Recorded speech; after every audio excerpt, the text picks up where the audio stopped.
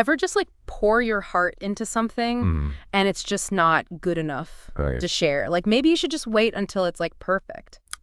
Right. Well, we're going to dive deep into that today. Okay. All about that struggle, the pursuit of perfection. I love it. Especially when it comes to creative things like writing. Yeah. We'll be checking out an article by Sunny Aditya. Oh. It's called Don't Let the Search for Perfection Fool You. Interesting. Aditya is a writer who used to blog. Okay. And now they're like exploring all these other creative outlets, and their insights are... I'm ready. They're really something. Okay. So Aditya starts off by getting really personal, sharing their own experience with perfectionism. Okay. Like that paralyzing grip of perfectionism. Yeah. They talk about this website they had with some friends called Dead Mango. Dead Mango. Which, Yes. yeah, looking back, it's like... Kind of a self-fulfilling prophecy, right? almost prophetic. Yeah. Like they were so obsessed with making everything on the site perfect that they hardly created anything at all. Like the name itself, Dead Mango. Right. It really speaks to like the power of our mindset. Totally. How even like the language that we use can shape our creative reality. It's like they accidentally named their fear. Wow. And it held them back. Yeah. But then here's where it gets interesting. Okay. Aditya talks about how their focus shifted from like self-improvement to chasing external validation. Ooh, I see. Like gaining followers online. Okay. They actually found some success on this platform called Deep Stash. Interesting. But even that, initially it was great, but it eventually led to constant comparisons and this feeling of never being quite good enough. That's so relatable, though. Right. Especially today. It's like, are we creating for ourselves or for the approval of others? It's like almost impossible to escape. Totally. That feeling of comparison. Right. When you're just like bombarded with curated feeds and highlight reels. It really does feel like... You know, everyone else has it all figured out, and we're still, like, fumbling in the dark. Yeah, and thinking about that whole idea of external validation, it makes me think of the spotlight effect. Oh, interesting. Have you ever felt like all eyes are on you?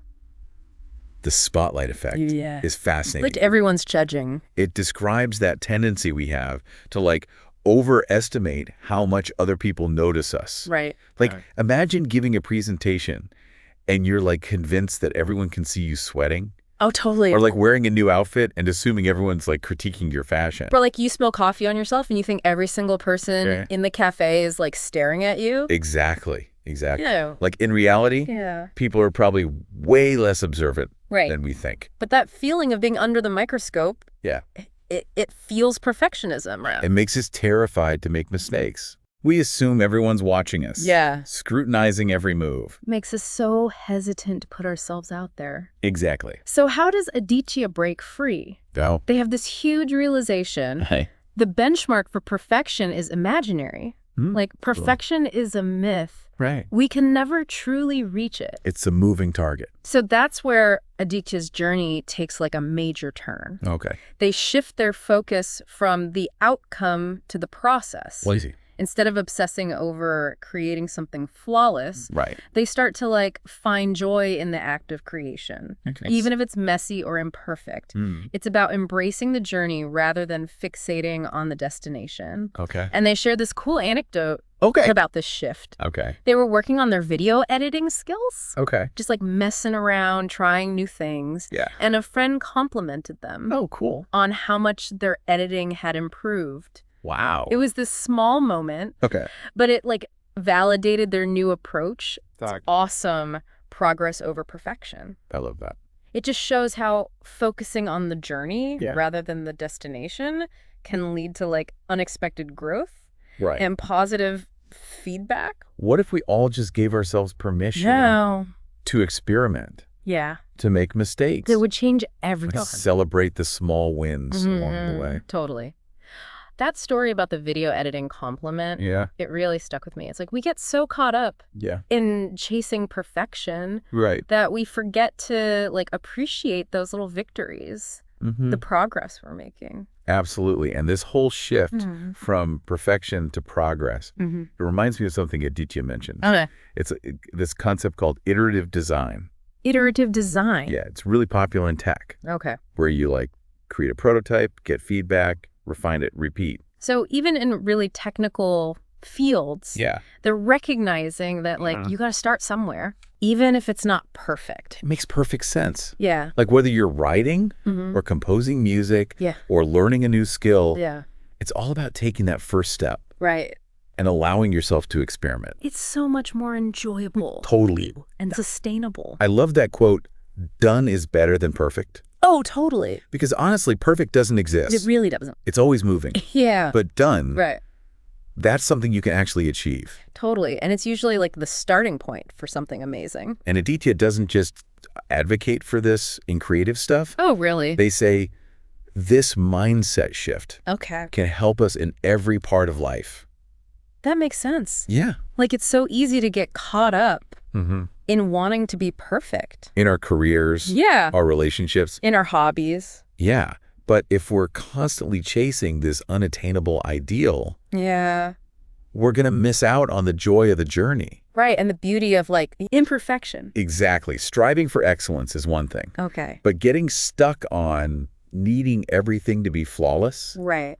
It can actually hold us back. Prevent us from being fulfilled. Exactly. So how do we apply this idea of embracing imperfection to our daily lives? One practical thing is to like reframe how we see mistakes. Okay. Instead of looking at them like failures, yeah, see them as opportunities to learn and grow. Right. Like every time we mess up, we gain valuable data. Yeah. That helps us course correct. It's like that Thomas Edison quote. Oh, yeah. I haven't failed. I've just found 10,000 ways that won't work. He really embraced those so-called failures. His persistence is incredible. Yeah. But I know it's easy to just say, don't be afraid of mistakes. Right. It's a lot harder to actually do it. For sure.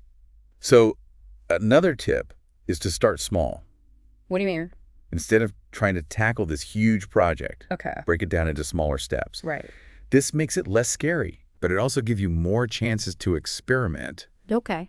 Make those little mistakes. Well, like if you're writing a novel, don't try to write the whole thing perfectly right away. Exactly. Just focus on like a page a day. Or even a paragraph. Yeah. Those little wins help you keep going. Totally. And they boost your confidence. And as you're working on those smaller parts, it's okay if they're not perfect. Right. Remember, progress over perfection. Progress over perfection. And another thing that helps is having a supportive community around you. Yeah, having people who get it. Yeah. Can make such a difference. It's so valuable to have people who understand and can offer encouragement and support. So to wrap up this part, I want to leave our listeners with this thought. What if, instead of striving for perfection, we focused on celebrating the progress we're making? Right. And the joy of the journey? That's a great question. And we're going to dive even deeper into that. Awesome. In the final part. Welcome back to our deep dive into letting go of perfection and unleashing your creativity. It's been a great conversation so far. I know we've covered a lot. From Sunny Aditya's story to the spotlight effect. Progress over perfection. Even playing the fool in our creative work. So in this last part, let's focus on like actually putting these ideas into action.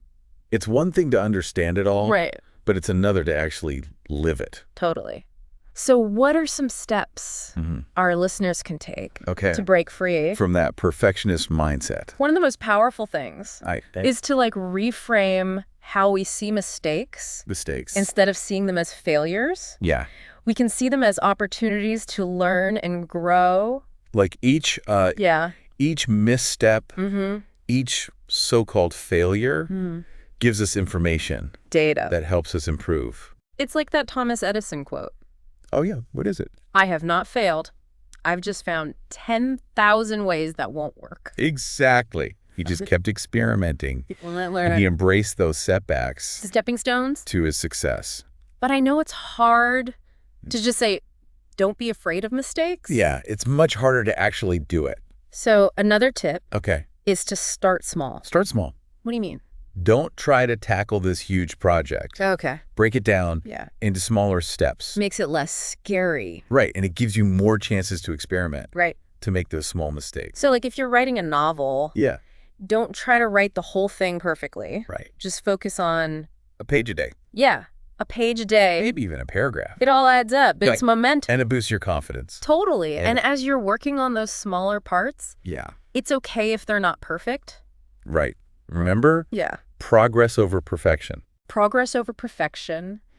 And finally, having a supportive community. A support system. It makes all the difference. Yeah, having people who get you. People who understand. Who celebrate your wins. Absolutely. It's so important. It gives you a safe space to share your work. You get feedback. To celebrate those learning moments. Even the messy ones. Yes, even the messy ones. It's like they're your creative cheer squad. Your cheer squad. Encouraging you, challenging you. Helping you through it all. It's a reminder that you don't have to do it alone. That's so important. And that brings us to the heart of what we've been talking about. Okay. Perfection is an illusion. Yeah. It can hold us back. From truly experiencing the joy of creating. By letting go of needing everything to be flawless. Embracing our imperfection. Focusing on the process. Not the outcome. We open ourselves up to so many possibilities. It's about giving yourself permission. To play, to experiment, to make mistakes. To learn and grow. The beauty is in the imperfections. In the unexpected moments. But what makes it unique? So as we wrap up, ask yourself this. Okay. What's one small step you can take today to let go of perfection? Yeah. And embrace the messy, beautiful process of creating. Maybe it's starting that project you've been putting off. Sharing your work. Giving yourself permission to just play. Find your cheer squad. Support each other. On this journey. Of letting go of perfection. And unleashing your creative potential. Thanks for joining us on The Deep Dive.